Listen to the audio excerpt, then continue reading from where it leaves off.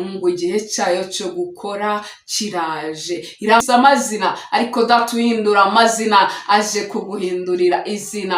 Kujyana ikuzimu utabizi ukajya kuzanaho imbaraga z'ibicishanyo ngiye kumenyekana aho ngaho utuye, aho mwari warakwibagiwe, bigushuka ngo ujye mu bapfumu. Abapfumu ntibazaguha urubyaro, utanga urubyaro n'umwe ubasha kurema.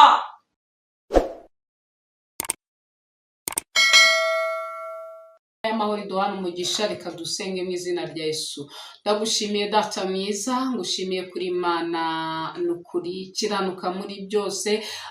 Uri Imana y'inyembabazi n'ibambe ryinshi, wagize neza, waturinze. Turi amahoro data, twongeye kuba imbere y'izi kamera. Mubyeyi mwiza, nuko wabyemeye. Hari benshi data batagize aya mahirwe yo kuba bagihumeka uyu mwuka, wemeye ko bava nk'uyu mubiri, ariko twebwe uracyatwongereye iminsi yo kubaho, tukuzamuriye icyubahiro papa. Nyemerera rero data uyu mwanya tuguhaye ikaze mw'iki kiganiro, kuva dutangiye kugera dusoje, nubane natwe. Nyemerera kandi ubohore buri muntu wese, kandi umusubize ku cyifuzo afite. Ndabizi ko data ubizi ibyo bashaka, urabizi ibyo bakeneye, urabizi mu buzima bwabo bwa buri munsi. Harimo abarwayi, abafite intambara z'ubuzima zitandukanye, ariko uri Imana ikora, urategeka byose bikakumvira. Hoya ntabwo ukuboko kwawe kwaheze ngo kureke gukora, uracyakora imirimo n'ibitangaza. Papa, ugutwi kwawe kuracyumva, abera bagutakira ku manywa na nijoro. N'abangaba bari muri abo, ndakwinginze ngo bagirire neza. Bana natwe data mwiza, tubohoje kino kirere mu izina rya Yesu. Yemerera mwuka wawe naganze, kandi ategeka tubera umuyobozi muri byose. Ndagushimiye kuri Imana w'ururuce kubana natwe mu izina rya Yesu Kristo, amina. Bene data bakundwa, nari mvuze ngo dufite message zanyu, niyo mpamvu tugiye guhera ku ijambo ry'Imana, kuko uyu munsi turatambutse ubutumwa bwiza. Niyo mpamvu tugiye guhera ku ijambo ry'Imana, nkabona kubaha message Imana yampaye kubagezaho. Data tugirire neza. Nongera kukubwira kandi ngo niba uri umunyamasengesho, ujye uhora wambaye intwaro zose zo gusenga, intwaro zose z'Imana. Ujye uhora mbese witeguye, umusirikare iteka ryose. Burya naho yaryama, abanyarwanda barabanga aryamira amajanja. Ntabwo mu by'ukuri aba aryamye, ahubwo aryama yiteguye ko isaha, umunota ku munota haduyi yahagera. Niyo mpamvu natwe turabizi neza ko haduyi ahari. Haduyi ni Satani n'ingabo ze. Rero mu Kristo w'ukuri ambara intwaro zose z'Imana. Kandi reka nkubwire, ngutangariza iki gitondo, nimba warabanye n'Uwiteka neza, nawe aje kubana nawe mu bihe byose. Ndagira ngo nkubwire ngo mu by'ukora ugenda ahantu hose, mbere na mbere Imana ku buzima bwawe. Nubanza Imana mu byawe byose, uzabana nayo, nayo izabana nawe, izagendana nawe, kandi nukuri izakwambutsa ya mazi menshi asuma, ya nyanja y'ibibazo wogamo. Aho data azahakwambutsa, azagenda imbere yawe aringaniza ahataringaniye. Nukuri umwami Imana akugirire neza, wowe ushira Imana imbere mu byo ukora byose. Reka dusome ijambo ry'Imana, tuza gusanga mu gitabo cya Yeremiya, ndetse turaza gusoma n'igitabo cy'umuhanuzi Yesaya. Data atugirire neza, munyemerere dusome. Turasoma Yeremiya, ni igice cyaho cya mbere. Turasoma umurongo umwe wo yonyine, wa 5. Tugiye kuhera ku mugambi w'Imana ku buzima bwawe, hanyuma dusimbuke tuze gusoma na Yesaya ibice byaho 61. Reka duhere kuri Yeremiya hanyuma tujye kuri Yesaya ibice 61. Yeremiya igice cya mbere umurongo waho wa 5 haravuga ngo nakumenye ntarakurema mu nda ya nyoko, kandi nakwejeje utaravuka, ngushyiriraho kuba umuhanuzi uhanurira amahanga. Imana yacu ishimwe. Yesaya 61. Umwuka w'Umwami Imana ari kuri nje, kuko Uwiteka yansize amavuta ngo mbwirize abagwaneza ubutumwa bwiza. Yantumye kuvura abafite imvune mu mitima, no kumenyesha imbohe ko zibohowe, no gukingurira abari mu nzu z'imbohe. Kandi yantumye no kumenyesha abantu umwaka w'imbabazi z'Uwiteka, n'umunsi Imana yacu izahoreramo inzigo, no guhoza abarira bose. Twakire neza ijambo ry'Imana. Nari mvuze ngo umugambi w'Imana ku buzima bwawe. Imana ihamagara Yeremiya, yaramubwiye ngo nakumenye ntarakuremera mu nda ya mama wawe utaraba urusoro, ngo ngushiriraho kuba umuhanuzi uhanurira amahanga. Imana itugirire neza. Ntabwo kubaho kwawe byatunguye Imana bene data. Ahari hari ibintu uri gucamo, hari ibintambara uri gucamo, hari ibibazo urimo, uyu munsi Imana iravugana nawe ngo yakumenye utaraba urusoro mu nda ya mama wawe. Bivuze ngo ibizakubaho byose yari ibizi mbere y'ukubaho. Imana itugirire neza. Tujya tuvuga ngo ibibi byose biva kuri Satani, kandi nibyo, ariko Imana ntabwo ibihishwe, irabizi, ntabwo byayitunguye. Niyo mpamvu igusaba nange ikansaba ko tuba imbere y'Imana. Itubwiye ngo iki muri Yesaya 61 haravuze ngo yantumye kubwiriza abantu ubutumwa bwiza. Yambwiye gukura abantu mu nzu y'imbohe.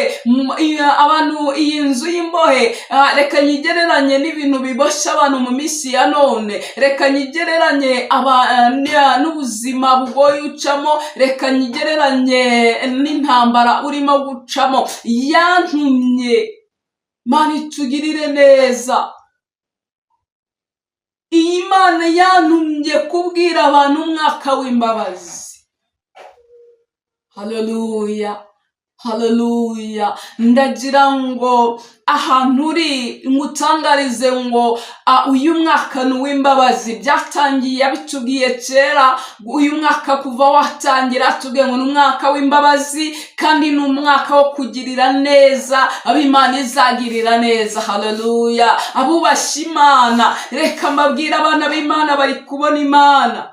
Abakoreye Imana neza bari kuyibona. Ahari muri kubona ari umwaka urimo ibintambara nyinshi, urimo ibibazo byinshi, urimo mbese ingorane nyinshi, ariko wicika intege, witentebuka, wiva mu byizerwa ngo uvuge ngo hari Imana yarakwibagiwe. Hoya, ntabwo yakwibagiwe.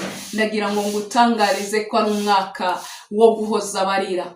Mana yambwiye ngo uyu munsi mbatangarize ngo ni igihe cyo guhoza abarira, ni igihe cyo kubohora baboshe, ni igihe cyo kubohoka kwawe wowe uteze amatwi iki kiganiro cyangwa uri kukireba. Mana itugirire neza. Ni igihe cyo kubohoka kwawe uyu munsi. Uwandika ahantu iyi tariki, uyandika ahantu itariki ya 19 z'ukwezi kwa 9 2025. Ni umunsi wo guhozwa amarira. Ni umunsi Imana igeze ku kibazo cyawe ikagira ikihindura ku buzima bwawe. Mana itugirire neza. Ni umunsi wo kongera kukubaka ukaba wubakitse. Data wo mu ijuru atugirire neza. Reka nkubwire, Imana ifite umugambi mwiza ku buzima bwawe. Reka dusome Yesaya 41. Mwami Yesu atugirire neza. Yesaya 41 murongo waho wa 10. Umurongo waho wa 10 turagera ku murongo wa 13. Dusome mu izina rya Yesu. Ntutinye kuko ndi kumwe nawe, ntukebe kuko ndi Imana yawe. Nzajya gukomeza ni koko, nzajya ngutabara kandi nzajya nkuramiza ukuboko kw'iburyo, ariko gukiranuka kwanjye. Dore abakurakariye bose bazakorwa n'isoni bamware, abagutonganya bazahinduka ubusa ndetse bazarimbuka. Abagushaka, abakugisha impaka uzabashaka ubabure, kandi abakurwanya bazahinduka ubusa babe nk'ibitariho. Kuko njye Uwiteka Imana yawe nzagufata ukuboko kw'iburyo, nkubwire nti witinya, ndagutabaye. Haleluya, haleluya. Twakire neza ijambo ry'Imana. Imana ivuganye nawe, wowe wari uri mu ntambara. Ivuganye nawe papa, ivuganye nawe mama, ivuganye nawe muvandimwe, mukobwa, musore, mwana muto ubasha kumva ubutumwa. Reka mbabwire bene data, Imana ivuganye nawe ngo ntutinye. Wumvaga umutima uhagaze, wari uri kwizengurukaho ukumva nta nzira, ariko reka ngutangarize, n'Imana ivuganye nawe uyu munsi kuri iyi tariki ya 19. Iravuze ngo ntutinye kuko Uwiteka ari kumwe nawe. Ntutinye kuko Imana iri kumwe nawe. Ntutinye kuko data ari papa, ufite papa ushoboye byose, wa wundi utameze nk'abantu. Erega abantu warabizeye igihe kirekire, erega abantu warabizeye, ariko ejo birahinduka. Bakwijeje ibitangaza, ariko ejo baraguhinduka. Baguhaye amasezerano ntibayasoza, ariko ni Imana isezerano igasoza. Reka mvugane nawe wari ufite amasezerano ndetse menshi, uhora uyibutsa Imana, ndetse wari utangiye kujya uyibaza ngo ariko data ni wowe wavuze. Nibyo, niyo yavuze. Yamwe mu gutangarize ngo niyo yavuze, kandi igihe cyayo cyo gukora kiraje. Irambwira ngo mvugane nawe, ngo igihe cyayo cyo gukora kiraje. Irambwira ngo izaguheka, niyiguhetse, ndetse imvi zawe zizarinda ziruyenzi ikiguhetse, kuko utavuye mu byizerwa. Mana yacu ishimwe. Hari benshi baheze mu buhungiro, ariko data avuganye namwe ngaje gushyiraho iherezo. Hari benshi bari mu ngo zimeze nk'amagereza, ariko Imana ivuganye namwe nije gushyiraho iherezo. Hari benshi bari mu bukene, ariko Imana ivuganye namwe nije gushyiraho iherezo. Hari benshi bari babuze urubyaro, ariko Imana ivuganye namwe nije gushyiraho iherezo. Hari benshi bahoraga mu marira, ariko data aravuze ngo araguhojeje. Hari benshi biswe amazina, ayo mazina wiswe bakwise, ndagira ngo ngutangarize ngo Imana yakuvuzeho bataravuga. Barakwise amazina, ariko data uhindura amazina aje kuguhindurira izina. Reka nkubwire, data ahindura amazina bikemera. Data ahindura amazina. Wibuka uwitwaga Yakobo, nibyo yitwaga Yakobo, ariko Imana iramwitegereza, ayibona uburyo afite ishaka n'umuhate. Data ngo yari yarayiseguye ibuye, cyama nawe ukisegura Kristo. Haleluya. Ukisegura Kristo, araracirana na marayika, ngo arangije aravuga ngo ntabwo wagenda utampesheje umugisha. Oh haleluya. Ngo Imana iramubaza ngo witwa nde? Marayika aramubaza ngo witwa nde? Nawe data ari kukubaza ngo bese bakwitaga nde? Bakwise nde? Ese wabaye iciro ry'imigani ku musozi? Wabaye inzererezi? Bakwimbye amazina. Data aravuganye nawe ngo witwa nde? Ariko reka ngutangarize izina ry'umugisha Yakobo. Marayika aramubwira ngo ntukiswe Yakobo ukundi, ahubwo mwise Isiraheli. Haleluya, haleluya, ba Isirayeli mwese, haleluya. Mana yacu ishimwe, n'Imana iguhindura izina muri ico kibazo wari urimo, bigiye kumenyekana aho ngaho utuye, aho mwari warakwibagiwe, wari waribagiranye. Hari ukuntu umuntu agira umuryango ukabamo n'abantu bakomeye, ariko ukagira ngo ntawe yigeze kugira, bari barakwibagiwe, bari barakuvuyeho. Reka nkubwire, Data yavuganye n'abera, aravuga ngo nzabahindura umutwe, ntabwo nzabagira umurizo, haleluya. N'amahanga azabaguza, ntimuzayaguza. Mana ishimwe, Imana ihabwe icubahiro, bazakugarukira, ntabwo uzigera ubagarukira. Niko yasezeranye n'abera. Ndagira ngo mutangarize, igiye guhindura amateka. Data abagarure, baze bakwikubita imbere, baze bagusaba imbabazi. Rega Yobu yaciye muri byinshi, aca mu ntambara, abari inshuti ze bamuvaho, batangira kuvuga ibyo bashaka.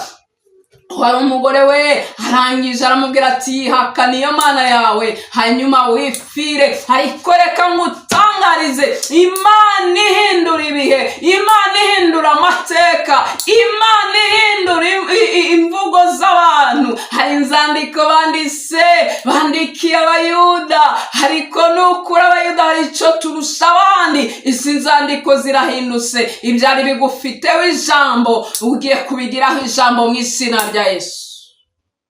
Data tugirire neza, haleluya, haleluya. Ishami ibi bintu ukabyumva neza, ukakira gutabarwa k'Uwiteka. Mana itugirire neza. Data ari kuvugana nawe, hari benshi bari bagiye kwicira inzira, ariko Imana irambwira ngo garukiraho. Hari benshi bari gushuka, bamwe bagiye kukujyana ikuzimu utabizi, ukajya kuzanaho imbaraga z'ibicishanyo ziguha ubutunzi. Hari benshi bari bagiye guhabwa akazi, ariko aka kazi atarakumugisha, ugiye kugakoreramo ibyaha bitandukanye. Hari benshi bari bagiye kujya mu bapfumu kwishira inzira. Hari benshi bari bagiye kujya mu busambanyi kubera ko hari ibyo babuze. Oya, ntabwo ariho hari inzira. Data arambwiye ngo garukiraho. Data aje kukwitabarira, aje kukwitabarira. Hari benshi bari bagiye kwiga uburyo bwose bw'uburiganya, uburyo bw'ubujura, uburyo bw'ubugambanyi. Bari benshi bari mu byaha, kandi Mana itugirire neza, bamaze kubigwamo kubera uburyo bwo kwicira inzira. Ariko niba ubyumvishe, ukaba wumvishe ubu butumwa, ndatarambwiye ngo garukiraho, garukiraho, garukiraho, garukiraho. Mwene Data, garukiraho. Mana yacu ishimwe ko wumviye umwuka ukagarukiraho, wikwicira inzira. Data niwe wenyine ufite inzira y'ukuri, kandi afite inzira zisaga 1000 ku buzima bwawe, afite ibisubizo bisaga 1000 ku buzima bwawe. Nimba yaragaburiye Abisiraheli imyaka ingana kuri abari mu butayu, ntabwo yabura ibyo akugaburira. Nimba yaratungiye Eliya kuri kariya kagezi, akamutungisha ibikona bikajya bimugaburira, reka nkubwire, ntabwo yabura ibyo kugaburira, ntabwo yabura ibyo akwambika, ntabwo yabura akazaguha, ntabwo yabura kuba, ntabwo Data yabura uko aguha urubyaro. Bigushuka ngo ujye mu bapfumu, abapfumu ntibazaguha urubyaro. Utanga urubyaro n'umubasha kurema n'Uwiteka gusa. Mana itugirire neza. Ntabwo abapfumu batanga igikundiro, ahubwo bakuzuza indi myuka y'abadayimoni. Reka nkubwire, wirwanira mu mubiri, ahubwo rwanira mu isi y'umwuka. Guma ku Uwiteka. Datangiye ngo mushaka Uwiteka bigishoboka kwabonwa, mumwambaza akiri bugufi, mumugarukira arabagarukira.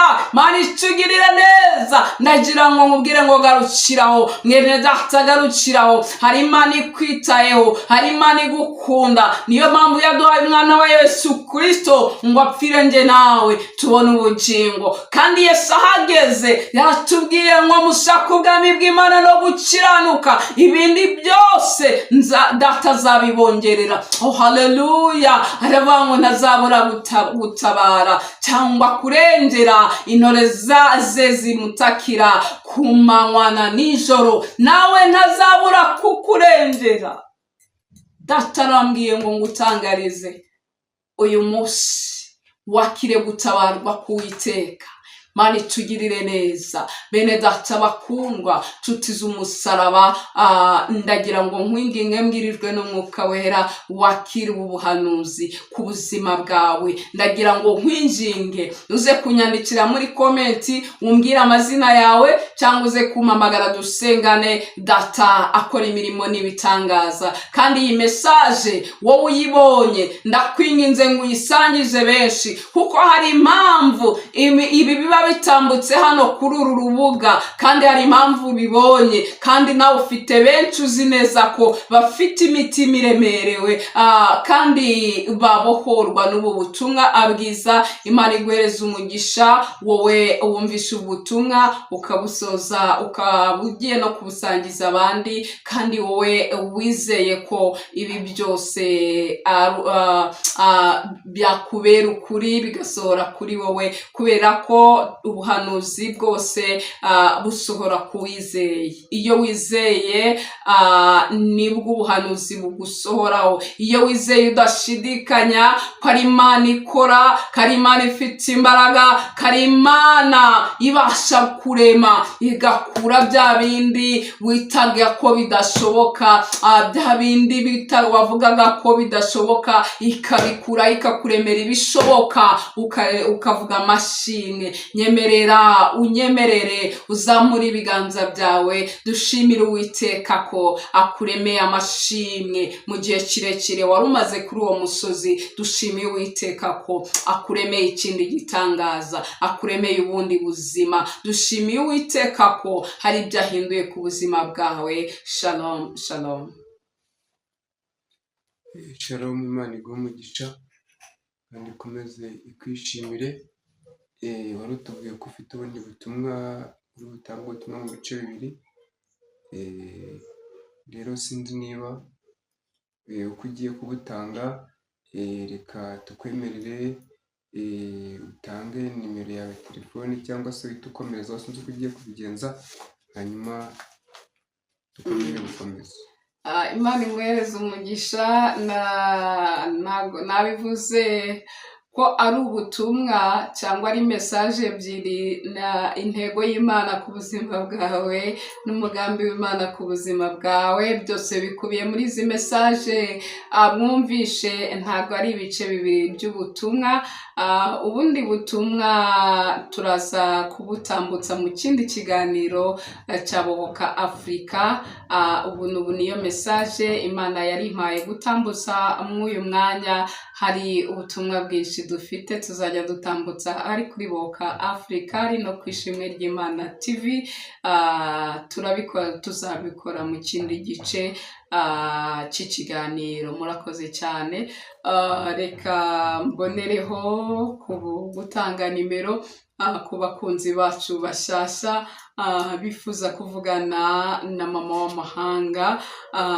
Icyo wakwifuza kumbaza, ushaka ko dusengana, ushaka kubana natwe muri groupe abasirikare ba Kristo, mpamagara kuri 0789330736, kandi n'ubundi iyo nimero iri kuri WhatsApp. Wanatwandikira kuri nimero ya groupe ni 0739733670. Iyo nimero nayo iba kuri WhatsApp ni yanjye, ariko niyo iba kuri groupe abasirikare ba Kristo. Ikaze kandi karibu haba kuri Bohoka TV no muri groupe abasirikare ba Kristo. Mwese murisanga, ni mu rugo kwa papa. Murakoze cyane. Ngiye gusoza turasengana n'aba bantu bari mu byiciro bitatu. Turasengera abantu bifuza kwakira Kristo nk'umwami n'umukiza. Hari abantu baba bari hano badukurikira ariko mu by'ukuri batagira idini basengeramo. Ndagira ngo nkwibutse ko kugira idini ni byiza nshuti zanjye, kugira adresse usengeramo, kugira ahantu barizwa hano mu isi, kugira idini ni byiza. Ntabwo mvuze ngo mujye mwironda nk'amadini, kuko nanjye ubwanjye ntabwo mvangura amadini. Ntunumve ko mvuze ngo kugira adresse, ntabwo njya mvangura amadini. Mu yandi magambo, nta dini ngira navuga ngo ni umwihariko turironda. Twese turi abakristo, ariko kugira adresse ukagera umutoza ugutoza, icy'ingenzi ni uguhitamo aho utorezwa kandi ukabwira Imana ikaguhitiramo ahari abantu b'Imana mu by'ukuri bari mu mwuka w'Imana, atari bamwe badutse mu iyi minsi bari kongera imyuka mibi mu bantu b'Imana. Imana ikugirire neza rero. Guhitamo adresse y'idini ni byiza turi hano mu isi, kuko Kristo yashizeho aba bashumba kugira ngo abakoreshe mu kudutoza. Umutoza mukuru dufite ni Kristo, ariko dufite n'abatoza badutoza muri rugendo. Imana ikugirire neza rero wowe wiyumvamo kwakira Kristo nk'umwami n'umukiza. Turagusengera mw'iri sengesho, kandi abantu bose mwari mwaraguye mukava mu byizerwa cyangwa mukicira inzira mu butumwa bwiza twabivuze. Hari abantu bicira inzira, hari abashakaga kwicira inzira, hari n'abamaze kwicira inzira. Abo bantu tugiye kubasengera nabo tubasabira imbabazi. Mwami Imana wakire imbabazi ze mu izina rya Yesu. Kandi tugiye gusengera n'abafite ibyifuzo. Ni byo byiciro bitatu iri sengesho ririmo. Reka dusenge mu izina rya Yesu. Turagushimiye Papa mwiza, tugushimiye ko wabanye natwe Data, kandi nukuri wemeye ku butumwa butambuka ukaba ubushize ku musozo. Nukuri dushimiye izina ryawe rikomeye, wagize neza. Nyemerera Data, kandi nongere nkwinginge umpere umugisha aba bantu bose bakurikiye iki kiganiro, bagiye kugisangiza benshi, abakoze subscribe, abatanga ibitekerezo. Mwami Imana ndakwinginze kugira ngo ubahereze umugisha wawe ndutongeraho umubabaro mu izina rya Yesu. Nongeye kandi kukwereka ababene Data, Mwami Imana, Kristo we yatubwiye neza ko abavandimwe be hari abumva ibyo avuga bakanabikurikiza.